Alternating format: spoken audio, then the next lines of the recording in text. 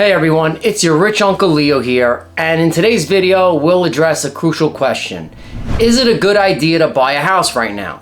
And before we dive in, I'm a real estate investor, and the industry has greatly benefited from the recent surge in real estate growth. We investors are different from agents. We make money when we buy, fix, and flip or wholesale properties. But agents typically make a 2 to 3% commission on each house they sell, which can range from a few $1,000s to tens of thousands of dollars. It's important to acknowledge that real estate agents may be biased in their advice since they have a financial incentive for people to continue buying. Therefore, it's not advisable to solely rely on a realtor's opinion when making the decision to purchase a home. It's like asking me if I want Chipotle. Of course I want Chipotle. Even if I'm full, I'm gonna want it. So let's go get that Chipotle. But that doesn't necessarily mean that it's the best choice for you. We must recognize these issues and challenges to make informed decisions. Let's address the elephant in the room, shall we? Now, real estate agents have been the big beneficiaries of the current market condition. And you might have heard from other agents on YouTube or even at your local coffee shop and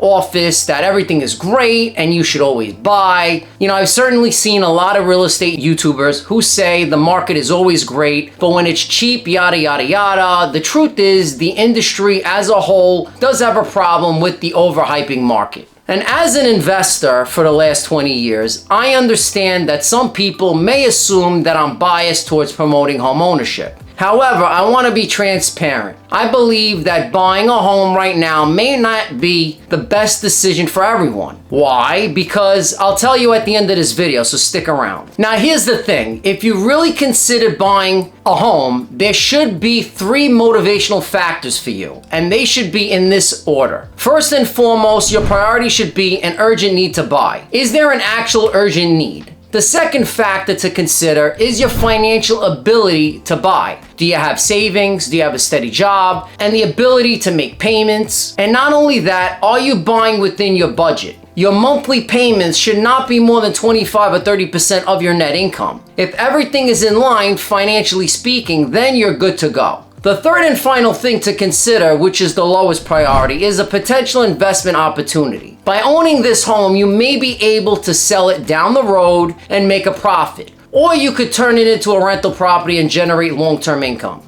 Even if the value of the property declines over time, by holding onto it long enough, you can eventually sell it and recoup some of your money.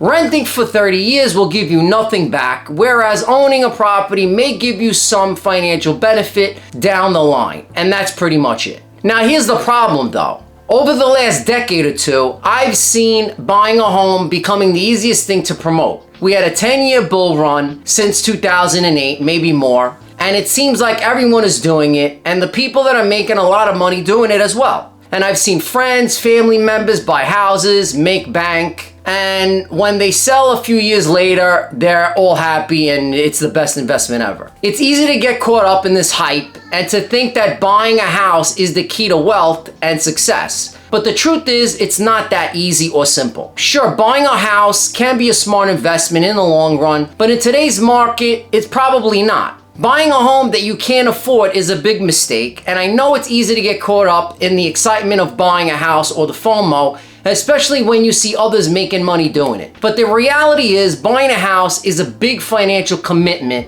and it shouldn't be taken lightly. I see so many people buying houses because they think it's a quick and easy way to make money. Just like my friend Joe, he did the same thing and he bought a house in 2016, sold it in 2019 and made $200,000. And suddenly he's driving around in an Escalade, a Jeep Gladiator. Now let me tell you, that Jeep Gladiator is hideous. Sorry to any owners out there that have one, but it's true. But the thing is, people see his success and think that buying a house automatically makes them an investment genius. But the truth is, buying a house can actually be a liability if you can't afford it. Now, there's 2 sides to this coin. On one hand, there are individuals who may have a sense of urgency and the financial means to purchase a home without making a reckless decision. However, for many of us, buying a home without a solid budget and reserves is simply not feasible. I recently had a conversation with a friend of mine who's considered buying a home, but he doesn't even have 3 to 6 months of reserves to either fix something that gets damaged or something that comes up. So I told him this is not really the right time for him to make such a large purchase if he's going to be up to his eyeballs in debt, and without a solid financial foundation to boot,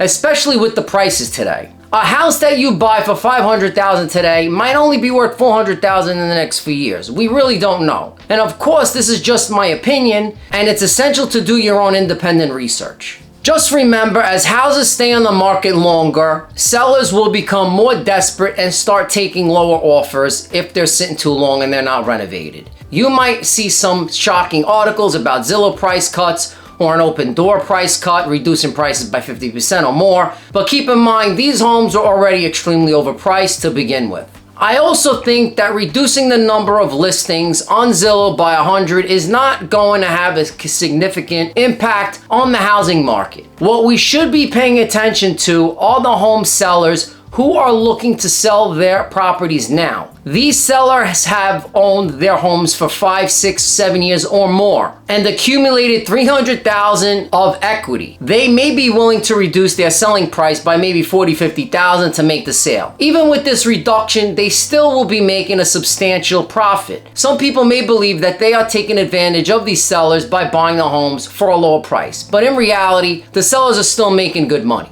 I really believe that we're in some extreme buyer's market in some areas, and we're in a seller's market in some areas. In New Jersey, we're in a seller's market. I have houses that I'm listing in the next month that we're flipping that are probably going to sell $50,000 to $100,000 over asking, just because there's no inventory. Buyers also in some areas have a lot of negotiating power, and on the other hand, sellers are also struggling to find buyers, and if they don't, they're willing to do the most anything they need to do to make the sale happen. Similar things are happening down in Florida. Some areas are going down and adjusting accordingly. Same thing in Phoenix area. Now let me explain why I think buying a house right now might not be the best decision. See, if you buy a house at the list price, you're putting yourself at risk at losing a lot of equity. In fact, it's almost guaranteed that you probably lose equity if the interest rates keep going up. That's why I suggest trying to negotiate a little bit of the price down, maybe buy a fixer-upper, so you can protect yourself and your investment. This way, maybe that sweat equity will give you a little bit more equity and you're ahead of the game. It's also important to consider the down payment you'll be paying, which might not provide a sufficient cushion against potential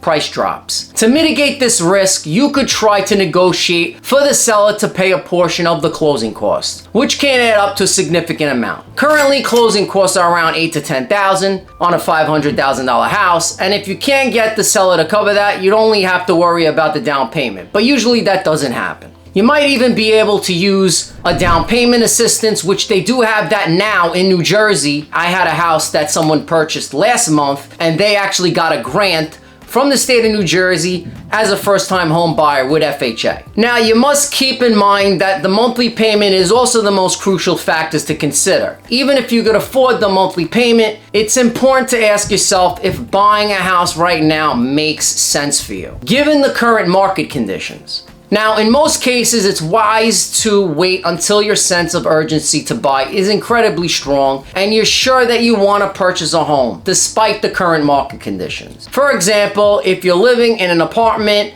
and your wife's about to give birth to triplets, you might have a strong reason to buy a house despite the current market, but in general, it's best to be cautious and avoid purchasing a home that you can't afford. Especially in a market where home prices are high and interest rates are at an all-time high, by avoiding this purchase, you could focus on building assets that will increase in value and help you achieve financial freedom in the long run.